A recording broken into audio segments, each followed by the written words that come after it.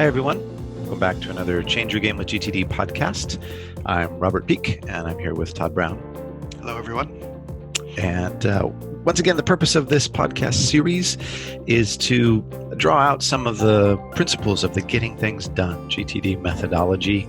That is an approach that helps you basically get more done with less stress, bring some ease and grace and fluidity into your work and also into your day-to-day life by helping you get things off your mind and build a system that becomes a kind of second brain to help you do what you need to do without having to keep it all so much in your head. Todd, as we were talking just before we signed on here, pushed record, we were talking about review, and you made the great point that people sometimes fall into a bit of kind of the trap of thinking that the weekly review, which is the one real component of the methodology that has the word review in it, is review. That review equals weekly review. And I think I found, and I know you found in your practice of GTD, that actually there's a lot of different kinds of more subtle types of review. So I thought we might talk a little bit about that. Do you want to kick off on this topic? Sure. I think, as I said when we were talking about what to talk about, I think it resonates with a lot of people, and I think there are some misconceptions about it. We called it in the old vocabulary, as it were, we called it review. These days, in the new vocabulary, we tend to refer to it as reflect, and it's the fourth of the 5 phases in the Getting Things Done workflow model. I think ultimately, as you say, a lot of people come away from the seminar saying, "Hey, yeah, I've understood reflect or review. That's basically, am I doing my weekly reviews?" But I think as time's gone by in my own GTD practice and my own kind of deeper understanding of what's going on in the methodology, it's clearer to me that reflect is really about to what extent am I interacting helpfully with my external system, right? With my GTD system, whatever form that takes, whether it's something I'm keeping in the tasks in Outlook or something that I'm keeping in online in Todoist, or wherever my lists, as it were, and my the elements of my system are kept. Am I interacting with that in the most effective way? I sometimes say in the work that I do, just to take extreme examples, if I said to you as a GTD coach, if I said to you, "Hey, what I think you ought to do is look at your calendar once every 5 minutes," you'd quite rightly say, "Well, that's too much. It's not helpful. That's giving that element of my system too much time and attention." Whereas if I said to you, "Okay, well, here's the plan. You look at your calendar at most once every 3 weeks," you'd quite rightly say, "Well, that's nowhere near right often enough, because then I'm going to miss things, I'll be late for things, etc." So what we're trying to do is strike that happy medium in all of the elements of our GTD system when it comes to reflect. And so reflect, in a sense, is any time that you're choosing to interact with your system, whether what you're doing is updating your system and sort of testing whether it's fit for purpose, as is the case, of course, when we're doing a weekly review, or if you're just having a look at your calendar to see what it is that you might have on any given day. So I guess I'd encourage folks to think more broadly about what reflect means. Which element of your system should you be looking at when, and are all of the elements of your system getting appropriate attention? I guess that's kind of the overarching framework that I've got for it. What's your experience, Robert? Well, that's great. And I think I really like the point you make that obviously there is such a thing as too much as well as too little, right? And some of these extreme examples kind of illustrate it. Looking at your life purpose every 5 minutes too wouldn't be terribly helpful. It would just kind of become nonsense and just words. For me, one of the things that I think, as I've been coaching and working with people, they found helpful is when I just say, as a GTDer, here's what I do. And one of the kind of examples in that is my day-to-day reflection practice. So what does my day-to-day reflection practice look like? It's really pretty straightforward. It's back and forth between lists and calendar, and then processing in the new inputs that come into my day. That's really kind of what it comes down to. So the daily reflection involves looking at the calendar to see what's scheduled. And then in the white space, basically deciding, is it time to go to my lists to see what I need to do, or is it time to process in some new inputs so I have a comprehensive understanding of what there is that's possible to do? And that's a rhythm, right? That's a process of reflecting. That's a process of using components, particularly calendar, in inboxes, whatever those are, and lists to help guide me. So I think one of the bigger principles out of all of that is that you want to know what you're trying to get out of a reflection exercise. So in the weekly review, you're trying to get clear, get current, and get creative, right? Those are the major overarching kind of headlines that if you feel that you've done those three things coming out of a review, it's been an effective review. For the day-to-day, for me, the kind of goal I have in my day-to-day is that I feel like I'm focused on the right things at the right point in time, that I trust my choices because they're informed choices, they're well informed, because I've been looking at the components I use to help me manage my focus and my attention. But then there's these higher horizons, right? There's all these wonderful higher horizons that we can start to look at as your GTD practice becomes solid. It makes sense to look up into some of the bigger areas, knowing that you can handle what trickles down from those bigger areas. So that can be a lot of fun to kind of get an understanding of the rhythms of some of the higher horizons as well.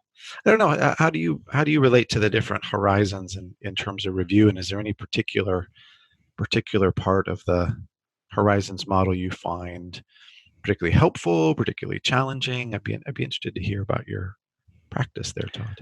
Well, I think, yeah, as I'm reflecting on what you were just talking about, I think, and this applies to the horizons as well as to any element of my system. I think what's interesting is that part of what really informs what I want to focus on, helps me to make those decisions about what I want to focus on, is what's going on in my system and more broadly in my world. So in some ways, I feel like my choices about how to interact with my system are driven by the um, the tensions in a sense that I'm feeling, right? So have I not looked at my email inbox in a while? Well, that's going to create a bit of tension that says, hey, there may be some things there that you might want to look at. Are my lists getting really long? Well, then that's some tension that might be indicating that, hey, you might want to spend some more time on your list. Or has it been, quite a long time since I looked at any, list, any single list in my system? Well, then that means either I need to be looking at that list, or that might be an indication to me that a weekly review is overdue. So I think for me, again, it's a response in a way to, as I say, to what's going on in my system. And as the inputs are arriving, right, whether it's posts in Microsoft Teams or in Slack or emails arriving or texts or whatever it is, that I'm that creates some tension as well, and that then can be that can help to inform what it is that I choose to focus on. But to come more, to more specifically to the question you asked about the higher horizon. So again, just for those of you who are either not familiar or might not have thought about the higher horizons in a while. So the higher horizons, the horizon model is a model of 6 levels. Starts down at what we call the ground level, which is sort of the tactical things you do every day. It's the emails you send and the things you buy at the store and the conversation topics you have with your boss. And then as we go up the 6 horizons, we get longer term and more strategic. So we go through projects at level 1, the things you want to get done by the end of the year, your ongoing commitments, your areas of focus, as we call that at Horizon 2. And then as we go up, we go into longer term goals, more strategic goals. And then ultimately at the top level, we've got your purpose and principles, right? So as I quite often say in the work that I do, up at this level, we're talking about why are you here? And I don't mean why are you, in the room that you're in right at the moment, or why are you in the meeting that you're in, but rather why are you on the planet? If you were going to live your life on purpose, what would that mean? So to come back to your question, Robert, I think that model has been incredibly helpful for me over the years in helping to the word that comes to mind is validate the choices that I'm making about next actions, right? So without the perspective that's provided by doing a bit of thinking at those higher horizon levels, um, the, the next actions that I might choose to engage with at any given time seem a bit more of a soup. They seem sort of undifferentiated in a way. And so it's only when I've thought about those, done a bit of homework as I see it, and thought about those higher horizons, that it helps to inform. It helps me to prioritize what's going on at the next action level, so I can make better choices day to day about what I choose to focus on, because I've thought about, yeah, well, what am I trying to make happen in 5 years' time, right? What does that outcome look like? So so yeah, I find it absolutely indispensable. And the other thing that I would say, in fairness, is that it took me a long time in my own GTD practice to get to the point where I got it, where I made where it made sense to me. Right? What these I sort of understood it conceptually, but the power of it was a little bit opaque until I started to really engage with it. And now it's one of the elements of my GTD system that I would really struggle to get on without. How about you? What does that bring to mind for you? That's great. Yeah. Yeah, I mean, it's a rich and powerful model, and there's a lot of depth to it. And so I think it's probably encouraging for some people out there earlier on in the journey to hear you say, I didn't quite get the reflection on the higher horizons first time out of the gate. I think a lot of people don't, but there's a real subtle power, I think, to all of that. And I've certainly found a lot of value over the years in what basically comes down to defining what's true, because what's true, a lot of it already exists. You have values. In case you didn't know they're there, you just may not have articulated them. You have goals. You have lots of areas of focus. So getting it out is kind of the first part. Getting it somewhere where you can look at it, where you've even thought about it very consciously at once, and then, as you said, engaging with it appropriately, not too much, not too little. Because I think one of the things at play here is that we all have a subconscious, right? We all have a part of us that we're not absolutely aware of all the time, but that it is kind of, I call it mulling things over. I think that may be an Americanism, but that idea that things are kind of simmering along, and then ideas and things pop out at various times. So in a way, you're sort of feeding or priming that part of you that's not always thinking about every single value that you hold dear, but that if you look at that, once a quarter or once a year or however often you need to really feel more in touch with that, that's going to start to overshadow and positively affect what you're doing on a day-to-day basis. And I really, with the Horizons model, I always think of this quote. It's attributed to Einstein. I don't know if it really is. I'm always dubious when people attribute things to Einstein. I feel like they're kind of, sometimes just trying to throw a bit of weight behind it. But for me, it's a principle that seems to just be pretty universally accepted in mathematics and life, which is you can't solve the problem from the level of the problem. You got to bump up. You got to level up at least one to be able to look at the problem from a slightly higher perspective, or a more sophisticated or more elevated perspective. And I had a client recently who in a leadership position, and she was just dealing with people resistant to change. It's not an uncommon thing in leadership. And the projects were kind of solid, and she kind of knew where she was headed in a lot of these things. But the real challenge was, is kind of like, am I leading well? Am I doing this if people are so resistant, not only to the change, but to me as kind of the messenger of change? And that one went right with the way up to the values level. And getting in touch with the values allowed her to see, if people don't react well to the information I'm delivering, or don't like they don't like what I'm saying, they don't like, what's going on, am I still within my values? Have I still communicated clearly? Am I still being kind? Am I still holding true to a vision that I believe in? Am I still kind of in my integrity as a leader? And so I think that was really helpful, because the answer was yes. It's like, you're doing fine. Just people don't like that. So I think it's amazing how GTD can get to, and the response after coaching, she was saying, well, I didn't realize, that the GTD, I didn't think of it as leadership coaching. I said, well, it's not, but it is, a framework that can help you shed light on your own life, whatever the challenge is. It's just as applicable to parenting. It's just as applicable to a lot of these other areas, that if you get in touch with a higher level, that often kind of prime the subconscious, or whatever you want to call it. It will help inform decisions thereafter, as well as in the moment. For her, it was like, oh yeah, you know what? These values, these are the things I hold dear, and I'm doing okay according to my scorecard of life. So I think it can be really valuable as a kind of scorecard that you are regularly in touch with. Like, how am I doing? So many people just wait till an annual review once a year, go, oh yeah, I kind of fell down in that one area. Why not look at your areas of focus once a month and shore things up and continuously refine and improve what you're doing.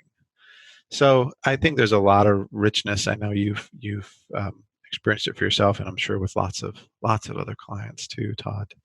Um, any any tips for getting people getting started with review, who maybe haven't ever done a higher level review before, haven't really looked at the old areas of focus, or really even spelled out some of the longer term goals or vision or these kind of things? Anything you found useful for yourself to kind of prime that, get that going, or you found useful for kind of newbies approaching the higher horizons and the reflection at that level? Yeah.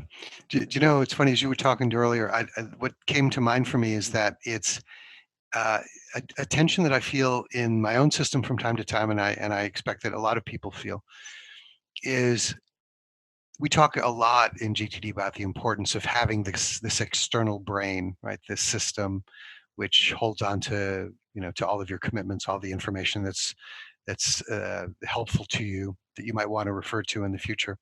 And I find this tension in my own practice, that there is a part of me that still believes, oh no, no, no, that not necessary. Of course, no, no, no, that's not necessary, right? I'm an intelligent person, and this is it's a very small part of my consciousness, or my subconsciousness at this point. But I think what's interesting for me about that is it. I think the first thing I'd say to anybody is just, um, every time you engage with your system and you're reminded about something that in that moment was something that was not on your mind, in a way that is proving the power of this kind of external brain in this review process, right? And so, um, first, be clear on why your external system is a valuable thing. Why is it that we have it? And anybody who, I suppose, at a fundamental, anybody who doubts that having an external system is a good thing should, and this is one of David Allen's great examples. He says, well, if you don't think you need an external system, throw your calendar away, right? Why do you need a calendar? Well, I need a calendar because I don't want to forget things I have committed to do on certain dates and times. That's right. You have basically delegated the responsibility for holding on to all those commitments to this element of your system called a calendar. And we just broaden that idea in GTD, really. But I guess to come to your specific question, what I would say first is, don't don't overwhelm yourself by saying, yeah, well, the first thing I got to do is make sure that I've uh, created all of these horizons of focus, and I've got an absolutely, airtight, perfect representation of everything that I need to get done in 3 to 5 years, and what all of my key principles. And I think what I'd say is, start where you feel like it might, there might be some value for you. If you don't have a projects list, create yourself a projects list, and do it in total draft brainstorm mode. It won't be perfect first time. Just write down and say to yourself, hey, if by the end of the year, if the year is successful, what will be true? Um, and then each one of those outcomes becomes a project. So, what I'm trying to get at there is, my own experience of these higher horizons is that they have evolved over time in my own system and in my own thinking.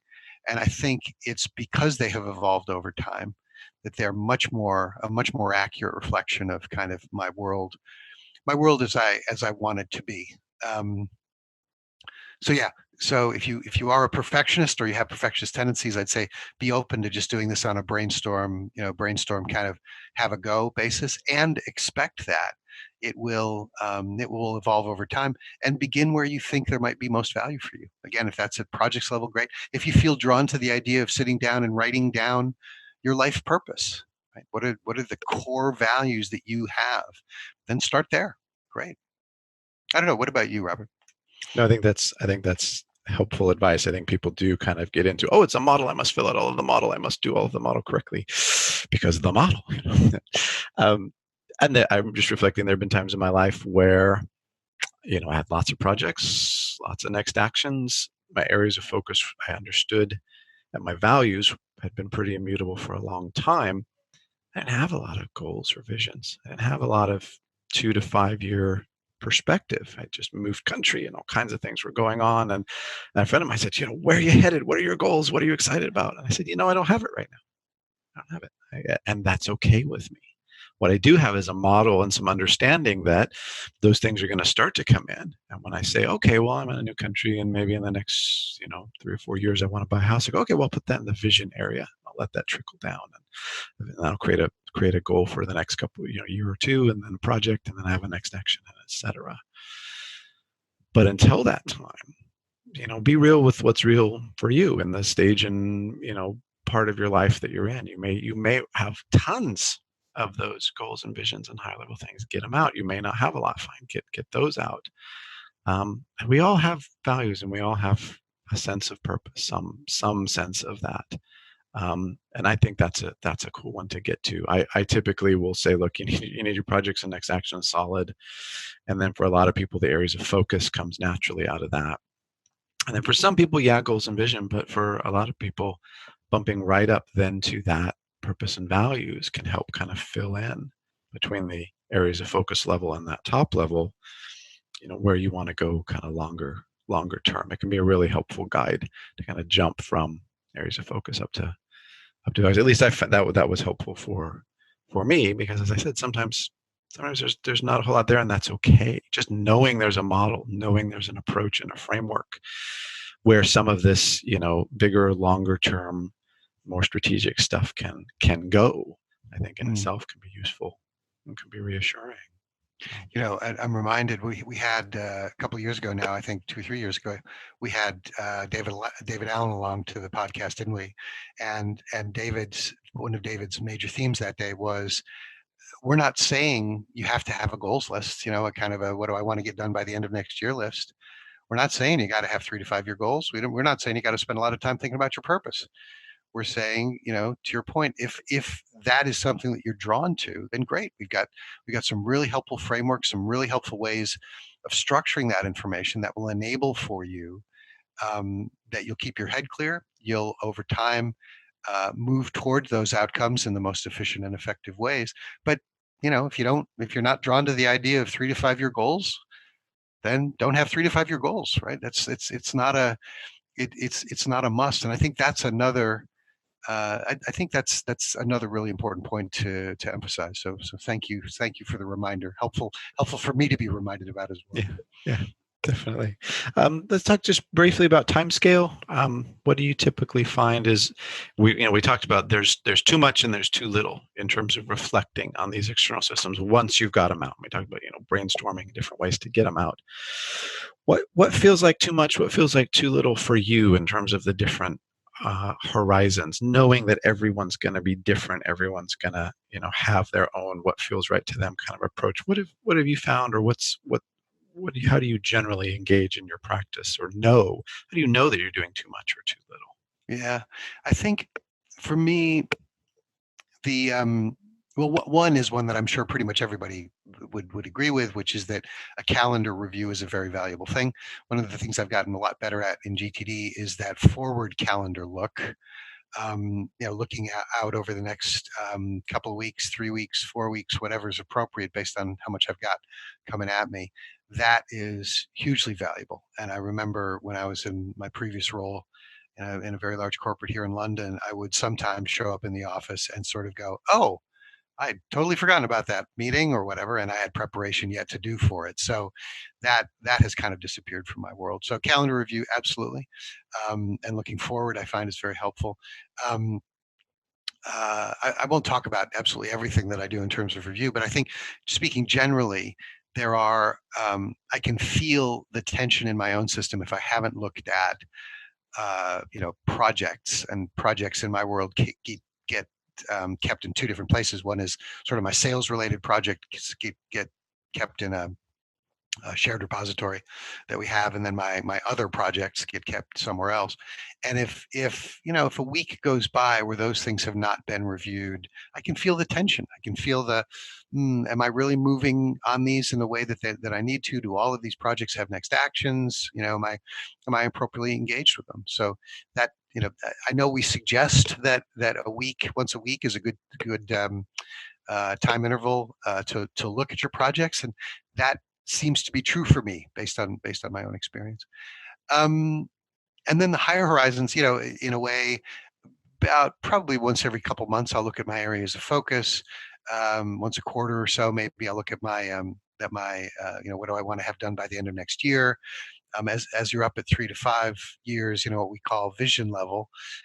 Generally speaking, I'm looking at those a couple of times a year in a structured way. Quite often, I'll just flip through the list in a kind of oh, hey, that would be cool to look at kind of way, um, on a sort of an ad hoc basis. And then the purpose and principle stuff, I tend to look at once a year. I tend to do it at the end of the year when things have slowed down quite a bit, and I have a conversation quite often with my wife about those things, just to kind of make sure that we're aligned as far as we can be about what's important in life, and are the right things getting the right kind of attention. So that's it in a very big ragged nutshell. How about you? Yeah, no, that's great. Mine's pretty similar. It's pretty similar. So I think those are useful guidelines in terms of people at least getting the feel for what's appropriate in terms of kind of intervals. And I think you'll know if you're kind of going numb to something, going, oh yeah, yeah, yeah, or it feels like a chore to review it. That's probably too often.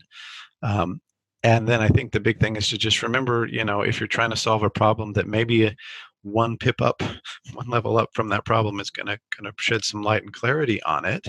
Maybe it's time for that kind of level of review. If you're going projects, man, I really don't feel like, I understand which type of project is most important to focus on these days. You go, okay, well, areas of focus are in a sense types of projects that you could bump up a level, have a look, have a conversation with the boss about, is my sales responsibility or this admin thing or whatever, I'm trying to juggle and navigate. Let's talk kind of one level up just from the projects about where I should be spending my time, or with yourself or whoever. These are very useful frameworks for conversations, not only with yourself but with others, to say, hey, I'm juggling all of this, help me out, provide support, provide input. So yeah, just, I think you'll know if you're just reviewing so often, you're going numb to something, and you'll know if you're kind of craving more clarity at a particular level. Just always remember, you could bump up, level up one, have a look down, see if that sheds some light.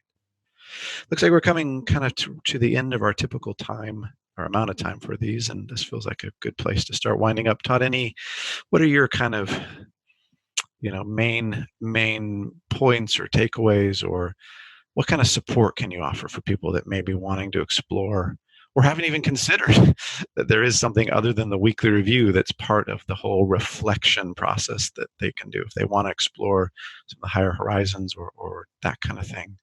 What would you say by way of encouragement to them? Just as I'm sitting here, I think it's boiling down to me for two questions. To two questions. The first question is, what do I feel that it would be helpful for me to be reflecting on, reviewing here in this moment? Okay. So, do I think I need, as you were saying, some more clarity about the bigger picture? Do I need to be looking sort of at project level? Am I getting ready for a meeting with the boss, and I need to be looking at the list of things I need to discuss with her? Um, so, what in the moment do you think that you should be reflecting on, and let the tension, as it were, that you're feeling help to inform those decisions? And I guess the other thing I would say is, if you say to yourself, "Yeah, I'm feeling some tension. I really wish I had, some more perspective," and it doesn't feel like there's an element in my system that would give me that perspective, then that might be an indication to you that, well, hey, maybe it is time for me to sit down with a piece of paper and just write down a draft projects list if that's what you think you need. So yeah, what do you think you need to be looking at now, and do you have the elements of your system that provide the kind of ideal support that you'd like to have in moments like that? What about you? That's great. Yeah. Yeah, I mean, I think just echoing that, that again, when you go to review a particular component, be clear about what you want out of the review. And as you say, you can be kind of tension driven or driven by recognizing that the level that you're at needs the clarity that can, the light that can be shed from above, from a higher horizon. The other thing I would just say on a real practical basis is that obviously you can't review stuff that you haven't put out there yet. So a lousy draft of an area's focus lift is better than nothing. A quick sketch of a handful of goals is better than nothing if those really exist for you. So I would just say encourage people, get out there and try it. Grab a piece of paper, put on the hat that says, okay, now I'm thinking about this particular higher horizon, and spell some stuff out. I think people, as you said, do get stuck on this is a model that must be complete and comprehensive. I must sort of get it right the first time. But if you use that to wait and not put anything out there at all, you don't have anything to review. So have a bash, I think, have a go is my suggestion for those of you that may have not broadened out beyond the weekly review. Get some stuff out there that you could review. See how that is to come back to that. Once a week, once a month, every couple months, quarter, annually, whatever feels right for you. Try it. Give it a go. So, thank you everyone for watching, for tuning in. It's always great to get your thoughts and comments as well on this podcast series. So if you do have any of that, info at next-action.co.uk. We love hearing from people. And be sure to, check out our website and to subscribe to the podcast if you like that format. Listen to us on the train or whatever, or subscribe on YouTube if you prefer watching us. We like to get this out in as many ways as we can, whatever way works best for you. Meanwhile, from me and from Todd, we're wishing you great reflection at the appropriate horizons to just help you feel more in touch with all the good, rich stuff in your life. And we'll see you next time.